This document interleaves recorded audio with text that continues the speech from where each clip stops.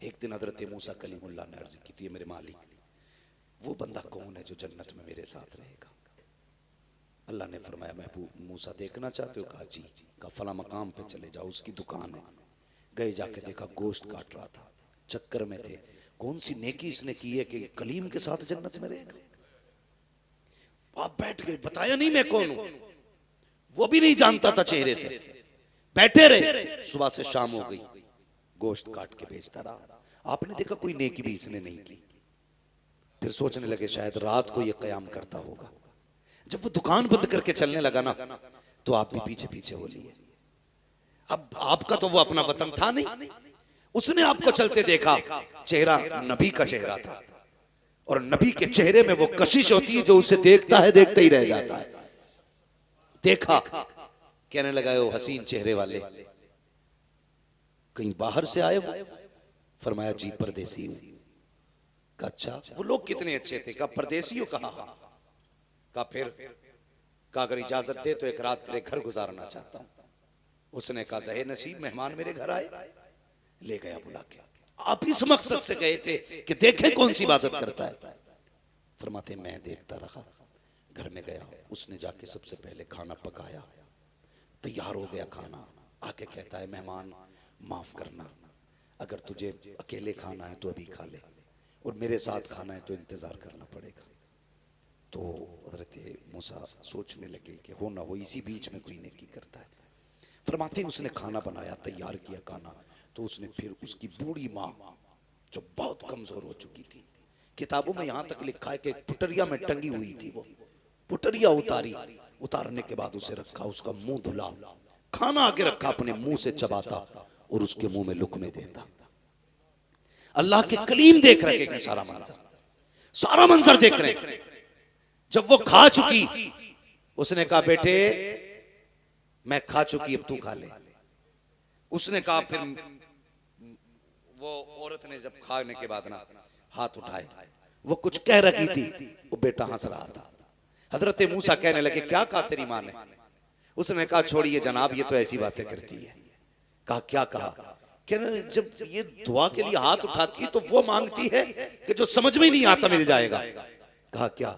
कहा जब भी हाथ उठाती कहती है अल्लाह मेरा बेटा खिदमत करता है, इसके बदले में बस इतना चाहती हूं कि जिंदगी में मुझे मूसा का चेहरा दिखा दे और मेरे बेटे को जन्नत में मूसा का साथ अता फरमा दे। वो हंस के कहता देखिए जनाब, ये मेरी माँ ऐसी दुआ करती है, क्या ये हो सकता है? कहां कलीम, कहां मैं, और ये मेरी माँ का तो हाल देखो, बेटे से कितना प्यार करती है, जन्नत में कलीम का साथ मांग रही है। इतना सुनना था, अल्लाह के नबी की तबस्सुम आया चेहरे पे, मुस्कुरा के उठे, कहने लगे परेशान क्यों होता है? ले आज तेरे आज रब ने तेरी माँ की दुआ कबूल कर डाली है। कहा कहना क्या चाहते हो? कहा जो तेरे सामने बैठा है ये कोई और नहीं है बल्कि अल्लाह का कलीम मूसा आया है। कह दे इससे तू भी दीदार कर ले, ये भी दीदार कर ले, और रह गई जन्नत में जाने की बात, तो रब ने बता दिया है जन्नत में मेरे साथ कोई और नहीं रखेगा बल्कि तू ही रहे। अल्लाह अकबर। ये माँ होती है, ये माँ होती है जो गैर मुमकिन को मुमकिन बना देती है। हाँ, गैर मुमकिन को मुमकिन बना देती है। कहा था ये कहती है हो जाएगा ऐसा, फरमाया हो चुका है।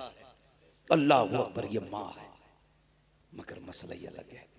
हम वहां जा रहे हैं तावीज कराने, जिसके हाथ में 10 अंगूठी हैं, बाल कमर तक हैं, ठीक है, और मुंह से यहाँ तक आ रही हैं, दिल में नमाज पढ़ता है, जाहिर में खाना खा रहा है, यहाँ बैठे बैठे हरम के कुत्ते मार रहा है।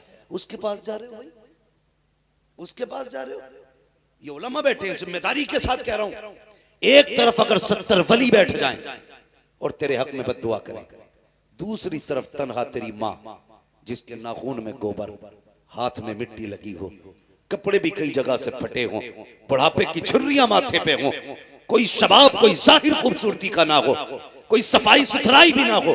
फरमाया गया 70 वली बैठ के तेरे हक में बद्दुआ करें, एक माँ बैठ के तेरे हक में दुआ करने लग जाए, अल्लाह 70 वलियों की टाल देता है, एक माँ की नहीं टाला करता। ये माँ होती है, इसलिए कदर किया करो माँ की। इज्जत किया करो माँ की, अल्लाह से दुआओं में मांगा करो, अल्लाह में माँ बाप का फर्माबरदार बना, वरना आप कलम वाले हो, कोट वाले हो, जायदाद वाले हो, कुछ भी हो, माँ बाप के नहीं हो तो कुछ भी नहीं हो, कुछ भी नहीं। आज जेब पे कलम लग जाए ना, जेब पे जरा सा कलम लग जाए तो फिर उसकी सारी पावर अब्बा को ही दिखा रहे हैं, अब्बा को दिखा रहे। अगर बाप ने कह दिया लल्ला इधर को हटिए, ये लल्ला इधर को हटिए, कह रहा दिखते नहीं हो, ड्रेस गंदी कर दी। और बेगैरत जिसके हाथों पे मिट्टी बता रहा है ना, तो अगर इसने अपने गंदे कपड़े पहन के मजदूरी ना की होती ना, आज तेरे बदन पे साफ कपड़े नहीं होते। हाँ, तेरे बदन पे साफ कपड़े नहीं होते। आज जिससे कह रहा है ना तुमने कपड़ों का ख्याल नहीं किया, अगर इसने अपने कपड़ों का ख्याल किया होता तो शायद कोई तुझे पहचानने वाला भी नहीं होता। हाँ, कभी ख्याल आया करे ना, वो क्या मेरे सामने, वो क्या मेरे सामने। मैं एक बात और कह के जाना चाहता हूँ, खुदा के वास्ते, जिस तरह बाप की इज्जत करते हो ना, बाप के बाद बड़े भाई की भी उतनी इज्जत किया करो, उतनी इज्जत किया करो बड़े भाई की। इसलिए ज़ैगम भाई बाप के बाद भाइयों को बड़ा भाई बाप बन के पाला करता है, बाप बन के पाला करता है।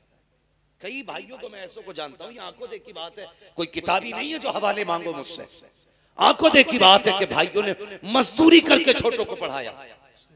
आज जब वो सर्विस पे लगे, वो कल भी मजदूरी कर रहा था, आज भी कर रहा है। न कल उसके बच्चों का ठिकाना था, न आज उसके बच्चों का ठिकाना है, और सारी चमक उसी गरीब को दिखाई जाती है। डर अल्लाह से, डर अल्लाह से। उसके हाथ में ठेला है, उसका कोई कसूर नहीं है। तेरे हाथ में कलम है, तेरा कोई कमाल नहीं है। ये सारे फैसले कुदरत के हैं। वो जिसे चाहता है फर्श पे डाल देता है, जिसे चाहता है अर्शों पे उठा देता है। इसलिए कदर किया करो रिश्तों की, खास करके उनकी तो ज्यादा कदर करना जिन्होंने जिंदगी तुम्हारे लिए लौटा दी, जो जिंदगी तुम्हारे नाम कर देते। एक जमीन के इतने से टुकड़े की खातिर किसी पे हाथ ना उठाना, मैंड की खातिर, कमरे की खातिर, बिस्तर की खातिर कभी ना लड़ना। सब्र का रह जाएगा, सब्र का रह जाएगा। ये रिवायत हजरत अली की तरफ भी मंसूब है और हजरत मूसा कलीमुल्लाह की तरफ भी मंसूब है कि दो लोग आपस में जमीन के लिए लड़ रहे थे। एक कहता था मेरी है, दूसरा कहता था मेरी है। तो हजरत मूसा कलीमुल्लाह आगे, वो कहने लगा कि आप फैसला कर दें जमीन किसकी है। आपने फरमाया जमीन तू ही बता किसकी है। जमीन ने सबक सिखाने के लिए जवाब दिया था। उसने कहा इन दोनों से कह दो, ना मैं इसकी हूं ना मैं इसकी हूं, इन्हें बता दो ये दोनों ही मेरे हैं। जमीन किसी की नहीं हुई है, सब जमीन के होने हैं, सब जमीन के होने हैं। इसके लिए ना लड़ा करो। ये तो आई गई, तुमसे पहले नवाबों के पास तो इतनी थी कि वो चल नहीं पाते थे अपनी जमीनों में, घूम नहीं पाते थे अपनी जमीनों में। 600 नौकर रहते थे उनके दरबारों में, खाली जमीन देखने के लिए। हैं? आज 4 बिगल्ली है, फट गया, रोड पे आ गई तो मर गया। फिर कद नीचे थोड़ी आ रहे हैं, अगर हाईवे पे आ गई है तो। सही है बात। 4 बिगल्ली हाईवे पे आई है, मर गया, 3 करोड़ का रेट मिल गया। तू 3 का ना 30 करोड़ का बेच ले, और कफन में जब लिपट के जाए हम तेरे हाथ देखने आएंगे, कितने लेके जा रहा है, कितने छोड़ के जा रहा है। कुछ नहीं लेके जाओगे, सिर्फ अमल लेके जाओगे, दुआएं लेके जाओगे अपनों की। किसी का दिल रखा है तो वो खुशियां आप लेके जाओगे, किसी को दुख से निकाला है तो वो मुबारकबादियां आप लेके जाओगे। वरना मैं ऐसे जनाजे भी मैंने देखे। एक साहब का जनाजा जा रहा था तो एक गैर मुस्लिम आया, बोले जरा रोको रोको, इनका जनाजा नीचे रखो, मुझे मुंह देखना है। लोगों ने रख दिया, यार करीबी है, पड़ोसी है, देखना चाह रहा, दिखा दो। जानते हो उसने कफन हटवा के क्या कहा था? उसने कहा था प्रधान वो जमीन के कागज किधर हैं जो तुमने मेरी जमीन पे कब्जा किया था। बेटों की शर्म से नजरें झुक गई थी। ये आंखों देखी वाली बात कर रहा हूं। वो कह रहा था वो जमीन किधर है जो तुमने मुझसे जबरदस्ती ली है, लेके जा रहे हो या छोड़ के जा रहे हो? ओ भाई, अगर किसी ने जनाजा रोक के इतना कह दिया तो समझ लेना ना दुनिया में खैरियत है ना आखिरत में खैरियत है। ना आखिरत में खैरियत ना दुनिया में खैरियत। ऐसी जिंदगी जी के जा, तेरे जनाजे के पीछे कोई यतीम रोक के कहे अफसोस रोटी खिलाने वाला चला गया, अफसोस कोई पानी पिलाने वाला चला गया, अफसोस ईद पे कपड़े बनाने वाला चला गया। ऐसी जिंदगी जी के जा, कसम से कोई तीजा करे ना करे, कोई 40वां करे ना करे, बरसी की फाता हो ना हो, अपने पीछे ऐसे लोग छोड़ जाओ जो कहे मालिक हमारा सहारा गया है, कब्र में अपनी रहमत का सहारा देते। 40 में एक जगह है और गरीब यतीम की एक दुआ अपनी जगह पे असर रखा। इसलिए अपने पीछे से छोड़ के जाओ। मेरे हुजूर का जनाजा उठाना, अबू बकर सिद्दीक साथ में थे, गौर से सुनना, अबू बकर सिद्दीक साथ में थे। घर में से चीख के रोने की आवाज आई, फरमाने लगे कौन रोया? तो देखा एक बच्ची रो रही थी। तो आपने फरमाया क्या बात है? उसने कहा हम इसलिए रो रहे हैं, हमारे घर में कोई नहीं था करने वाला, मैं और मेरी दादी थी। हुजूर हमारी बकरियों का दूध निकालने आया करते थे, आज के बाद हमारी बकरियों का दूध कौन निकालेगा? मैं छोटी हूँ, दादी बूढ़ी, हम तो भूखे रह जाएंगे। अबू बकर सिद्दीक ने बच्ची को सीने से लगा के कहा था, बेटी परेशान मत होना, ये हुजूर का करम है कि जाते जाते अबू बकर को तेरे घर का पता दे जा रहे हैं। अबू बकर को तेरे घर का पता दे के जा रहे हैं। फरमाने लगे बेटी आज के बाद अबू बकर आया करेगा, पूरी दौरे खिलाफत में आप उनके घर जाते, बकरियों का दूध दूते और उनको दे के आया करते थे।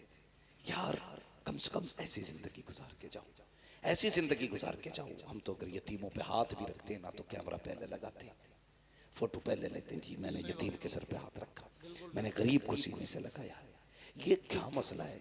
पढ़ो ना आप तारीख। मदीने शरीफ में ना एक ऐसी बूढ़ी भी थी जिसका कोई नहीं था। जब काम तकसीम हुए ना, हजरत उमर फारूक आजम और सहाबा कैसे लोग थे, कैसे लोग थे, नेकियां ढूंढा करते थे। कहीं काम मिल जाए ऐसा जिससे नेकी में, भाई इसे सही कर लो यार, कहीं काम मिल जाए ऐसा जिससे नेकी। पता चला एक बूढ़ी है जिसका कोई नहीं। हजरत उमर गए, दरवाजा खटखटा दिया, आवाज आई कौन? का मां तेरे दरवाजे पे आया हूं, मैं इजाजत दे तो आज से तेरा काम करूंगा, तेरे घर का काम आज से मैं किया करूंगा। बूढ़ी ने कहा नहीं बेटी, नहीं बेटे, तू घर के मेरे काम मत करना। आपने जिद की सिर्फ इसलिए ताकि नेकी मिल जाए किसी की मदद की। तो बूढ़ी कहने लगी तू है कौन? कहा अम्मा मुझे उमर कहते हैं, मुझे उमर कहते हैं, माँ इजाजत दे तेरे घर के काम करूं। तो माँ कहने लगी बेटे कोई है जो आता है मेरे घर का काम करके चला जाता है? हजरत उमर कहते हैं क्या नाम है उसका? तो बूढ़ी कहने लगी नाम तो उसने आज तक नहीं बताया, आज तक उसने नाम नहीं बताया, आज तक नाम नहीं बताया उसने। अच्छा फिक्र हुई कि चलो आता कब है? का रात को आता है या किसी भी वक्त आता है, काम कर जाता है। हजरत उमर कहने लगे देखूंगा कौन है वो। खड़े हो गए, आधी रात गुजरी ना, देखा कोई नंगे पैर दबे पैरों से आ रहा था, चेहरे पे कंबल पड़ा है और जैसी दरवाजे पे आया हजरत उमर ने चुपके से आके कंधे पे हाथ रखा, आने वाले जरा नाम तो बता तू है कौन? अल्लाह अकबर, इतना सुना है। आने वाले ने जैसी कंबल चेहरे से हटाया हजरत उमर फारूक आजम की चीख निकल गई। क्या देखते हैं वो छुप के आने वाला नबी का अबू बकर सिद्दीक है, वक्त का अमीरुल मोमिनीन है, अपने वक्त का खलीफा है। हैरत में है, कहते हैं अमीरुल मोमिनीन बता तो सकी रात में क्यों आते हो? यार ताकि नेकी किसी पे खुल ना जाए इसलिए सन्नाटे में आता हूँ। कहा ये तो बताइए चप्पल जूता क्यों नहीं पहना? कहा इसलिए नहीं पहनता हूँ कहीं मेरी आहट से किसी की आंख ना खुल जाए, अगर आंख खुल गई तो बात पता चल जाएगी, अगर ये नेकी का पता चल गया तो हो सकता है कयामत में खुदा मुंह पे मार दे। और यार अबू बकर हो करके अगर नंगे पैर जा करके चुप करके नेकी करता है तो बता तुझे किसने हक दे दिया है कैमरे के आगे किसी गरीब की गरीबी का मजाक उड़ाया? क्या बात है, किया करो, किसी की गुर्बत का तमाशा न बनाया, मत बनाया करो तमाशा, किसी को जलील न किया करो। भाई नेकी ऐसे करनी है कि किसी को पता न चले, किसी को पता न चले, यतीम का घर भी चल जाए उसकी इज्जत भी रह जाए। हाँ हजरत आयशा सिद्दीक़ा रज़ियल्लाहु ताला अन्हा ने एक मरतबा अपने भांजे को ना कुछ अनाज दिया, फरमाने लगी जाओ हमारी पड़ोस में फलां शख्स है बड़ा गरीब है, उसके यहाँ देख के आ जाओ। जाने लगे ना तो उम्मुल मोमिनीन ने बड़ी बात कही थी, फरमाने लगी जा तो रहा है बेटे लेकर के, पहली बात तो उसके हाथ में मत देना, दूसरी बात नाम मत बताना। हाँ, नाम मत बताना। अल्लाह अकबर। वो गए, दिया यानी रखा, वापस आ गए। कहने लगे खाला ये बात समझ में नहीं आई, आपने नाम बताने से मना क्यों किया? फरमाने लगी इसलिए मना किया मैंने, अगर तुम उसे मेरा नाम बता देते कि फलां ने भेजा है, तो जब भी कभी हमारी गली से गुजरता उसको शर्म आती कि इनका मुझ पे एहसान है। कहने लगे वो शर्मिंदा हो जाता। और कहती आयशा नहीं चाहती मेरी वजह से हुजूर का कोई उम्मती शर्मिंदा हो। हाँ, अच्छा ये बात समझ में आ गई। फिर हाथ में देने से मना क्यों किया? देखो यार इसे नेकी कहते हैं।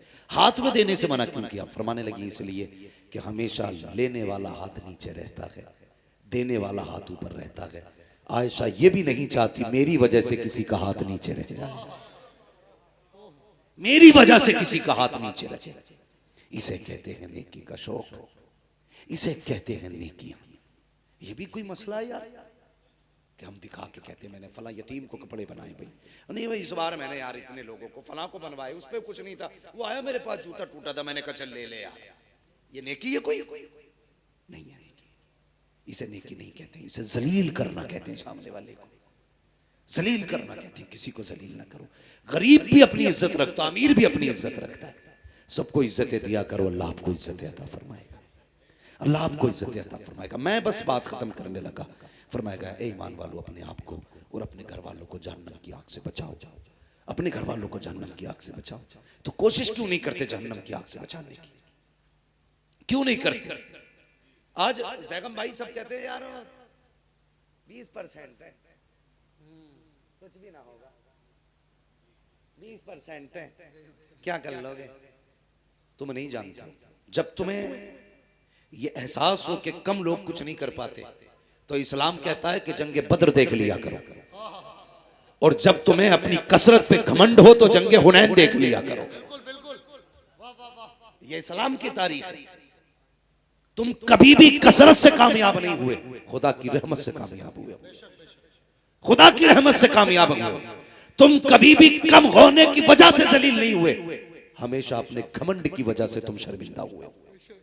जब जब तुमने ये सोचा हम बहुत हैं, हम यूं हैं, हम ये हैं, तभी तुम्हें जलील होना है। ये याद रखना, जलील होना है।